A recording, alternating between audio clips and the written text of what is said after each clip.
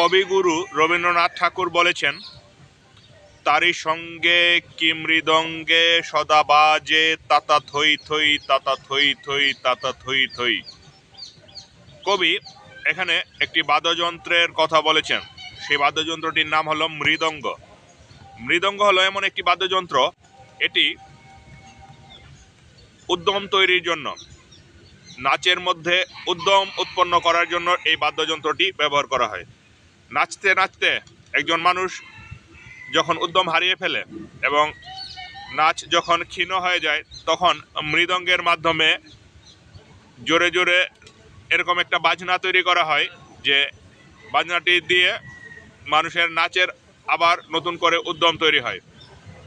তো কবি এখানে বলতে যাচ্ছেন যে পরম যে নাচ নাচছেন, তার যে নৃত্য, তার সেই নৃত্যের মধ্যে পাশাপাশি একটি বাজনা আছে এবং বাজনাটি মৃদঙ্গ। বাজনাটি হলো উদ্যম তৈরির বাজনা। এবং কীরকম একটি উদ্যম তৈরি হয়, যে উদ্যম কোনো সময় শেষ হয় না। যেমন পরমের পক্ষ থেকে যা কিছু সৃষ্টি করা হচ্ছে এবং যা কিছু পরিবর্তন করা হচ্ছে, যা কিছু শ্রেষ্ঠ করা হচ্ছে এবং যা কিছু বিবর্তন করা হচ্ছে, যা কিছু আগের থেকে অন্যরকম করা হচ্ছে, সব কিছু নিরবিচ্ছিন্নভাবে নিয়মিত এবং নির্দিষ্ট ছকের মধ্যে নির্ভুলভাবে সব কিছু হচ্ছে। কোথাও কোনো ভুল নেই। হাজার হাজার বছর ধরে তার সেই কর্মযজ্ঞ এবং তার সেই সৃষ্টিযজ্ঞ চলছে এবং সব কিছু নির্দিষ্ট ছন্দের মধ্যেই চলছে, কোথাও কোনো ভুল নেই। তো কবি বলতে যাচ্ছেন যে এখানে একটি কি মৃদঙ্গের বাজনা বাজছে, যে বাজনায় এত নিখুঁত নৃত্য হচ্ছে, কোনো সময় কোনো লোপ পায় না বা কোনো সময় কোনো একঘেয়েমি আসে না। পরম তার সেই ছন্দ জারি রেখেছে এবং তার ছন্দ কোনো সময় কম হচ্ছে না। এর মধ্যে কি একটা মৃদঙ্গ আছে এবং কি মৃদঙ্গে এইগুলি বাজছে, যে কোনো কিছুই কোনো সময় বিন্দুমাত্র গড়বড় হচ্ছে না বা বিন্দুমাত্র অন্যরকম হচ্ছে না। তো আমার কাছে অনেক বছর আগে আমি যখন লেবাসধারী ধর্ম ব্যবসায়ীদের সাথে উপাসনালয়ে যাওয়া বন্ধ করে দিয়েছি, এই কথা শুনে একজন শিক্ষিত ভদ্রমহিলা আমাকে এসে আমার এক দাদির কথা বলল। এসে বলল যে তুমি নাকি তোমার দাদির দলে চলে গিয়েছো। তো তখন আমি বললাম যে দাদির দলে চলে গিয়েছি বলে আপনি কি বুঝাতে চাচ্ছেন, আপনি সরাসরি বলুন। তারপর সেই ভদ্রমহিলা আমাকে বলল যে তোমার দাদি মাজারে যায়, তোমার দাদি এখন বুড়ো হয়ে গেছে, এখন একটু কমেছে, কিন্তু আমরা দেখেছি যে তোমার দাদি সারা জীবন মাজারে যায় এবং নাচ গান করে, মাজারের মধ্যে গান গায়। তিনি গান গায় না, কিন্তু যারা গান গায় তাদেরকে তিনি অনেক পছন্দ করে এবং তিনি মাজারের মধ্যে যারা নাচ গান করে তাদের সাথে তিনি সেখানে যান এবং তার কাছে অনেক গান বাজনা অনেক ভালো লাগে। তো এই কথা শুনে আমি বললাম যে হ্যাঁ, আমি ওই দাদির সাথে কথা বলেছি। সেই দাদি আমাকে একবার বলেছিলেন যে, সেই দাদি এখন আর পৃথিবীতে নেই, আমি অনেক বছর আগের কথা বলছি। সেই দাদি আমাকে একবার বলেছিলেন যে এই বাজনার ভেতরে কি আছে, এই গানের ভেতরে কি আছে, এই নাচের ভেতরে কি আছে, আমাদের কাছে এত ভালো লাগে কেন, তুই এ ব্যাপারে কিছু বলতে পারিস? তো তখন আমি বললাম যে নাচের ভেতরে আছে অনেক কিছু এবং বাজনার ভেতরে কিছু নেই। এই বাজনা এবং এই নাচ এগুলি আসলে আমাদের ভেতরেই আছে, এগুলি আসলে আমাদের ভেতরে আছে এবং আমাদের ভেতরে সেই নাচের সাথে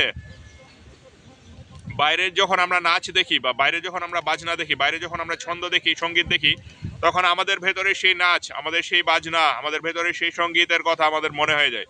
যেমন কামেল ফকিরেরা সবসময় হিমালয় অথবা হেরা গুহা অথবা কোনো নির্জন স্থানে গিয়ে ধ্যান সাধনা করে থাকেন। কামেল ফকিরদের ভেতরে একটি অনেক বড় নীরবতা আছে, অনেক বড় শীতলতা আছে। কামেল ফকিরেরা যখন হিমালয়ে যান এবং হেরা গুহায় যান, সেই নির্জন স্থানে যান, তারা গিয়ে সেই জায়গার হিমালয়ের নীরবতা দেখে, হিমালয়ের শীতলতা এবং নিস্তব্ধতা দেখে কামেল ফকিরদের নিজের ভেতরের নীরবতার কথা মনে হয়ে যায় এবং নিজের ভেতরের নীরবতাকে কামেল ফকিরেরা তখন ধরতে পারে এবং নিজের ভেতরের নীরবতাকে যখন স্থায়ীভাবে কামেল ফকিরেরা ধরে ফেলতে পারে এবং চিনে ফেলতে পারে, তখনই কামেল ফকিরদের ভেতরের সত্যিকারের ফুল ফুটে, ধ্যানের ফুল ফুটে এবং আসল সৌন্দর্য উৎপন্ন হয়। তো আমি সেই ভদ্রমহিলাকে বললাম যে তিনি যে নাচ গানের কথা বলেন এটা তো ঠিক আছে, এবং তার ধর্ম তো, আমি তার ধর্মে যাব কেন?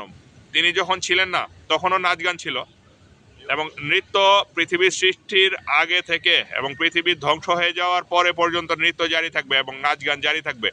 তো তখন সেই ভদ্রমহিলা আমাকে বলল যে তোমার দাদি একবার একটা বক্তব্য দিয়েছিল, সেই বক্তব্যটা দেওয়ার পরে কিন্তু মসজিদে অনেক ঝামেলা হয়েছে এবং উপাসনালয়ের লোকেরা কিন্তু তোমার দাদির এই বক্তব্যটার নিন্দা করেছে এবং এলাকার সবাই কিন্তু এটাকে খুব খারাপ বলে।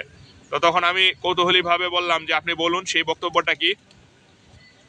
তো তখন সেই ভদ্রমহিলা আমাকে বলল যে সেই বক্তব্যটা হলো, তোমার দাদি বলেছিল যে সেজদা একবারই দেওয়া যাবে, সেজদা একবার দিলেই চলবে, বারবার সেজদা দেওয়ার কিছু নেই।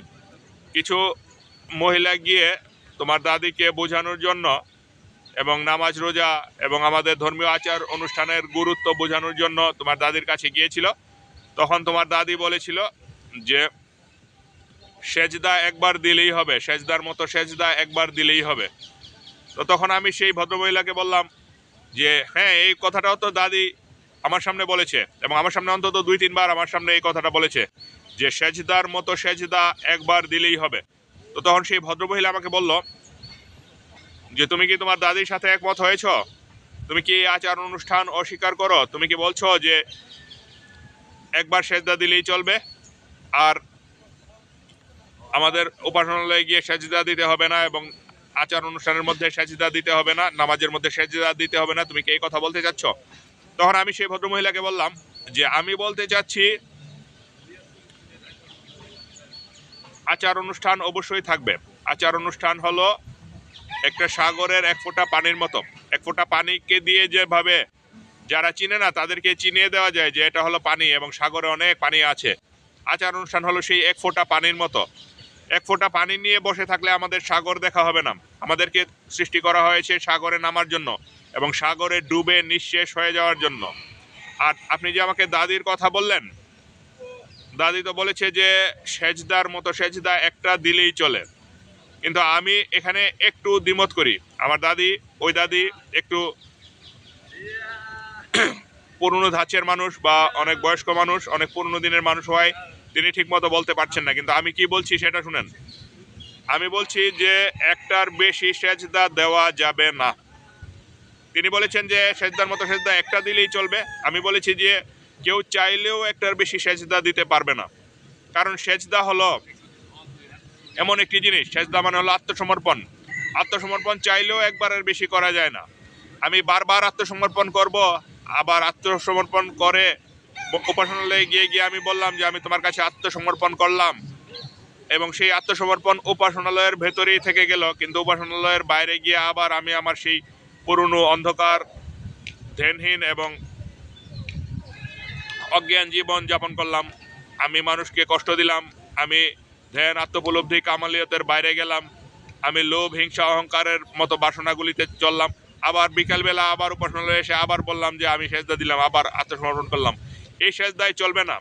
আমার কথা হলো সেজদা একবার দিতে হবে, আত্মসমর্পণ একবার করতে হবে, এবং একবার নিজের সবকিছু তার কাছে দিয়ে দিতে হবে, দিয়ে বলতে হবে যে আমার সবকিছু তোমার, এবং আমি বাইরে গিয়ে যে যে কাজ করব সেগুলিও তোমার কাজই করব, এবং তোমার সাথে প্রেমের জন্যই যা যা করা দরকার আমি সেগুলি করব। একবারের বেশি যে সেজদা দিবে তার সেজদা হয়নি, এবং যার সেজদা হয়েছে তার একবারই হয়ে গেছে, এবং একবার হয়ে গেলে সে বাকি জীবনে যা কিছু করবে সব কিছু সেজদা বনত হয়েই করবে। আমি সেই ভদ্রমহিলাকে এই কথাটি বলে দিলাম।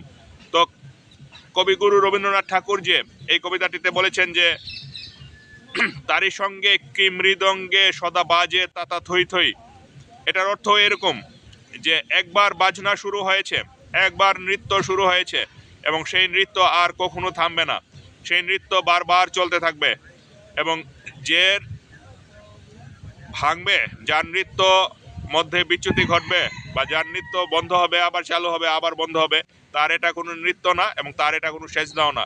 সেজদা একটা নিরবিচ্ছিন্ন ব্যাপার, নৃত্যও একটা নিরবিচ্ছিন্ন ব্যাপার এবং সৃষ্টিও একটা নিরবিচ্ছিন্ন ব্যাপার।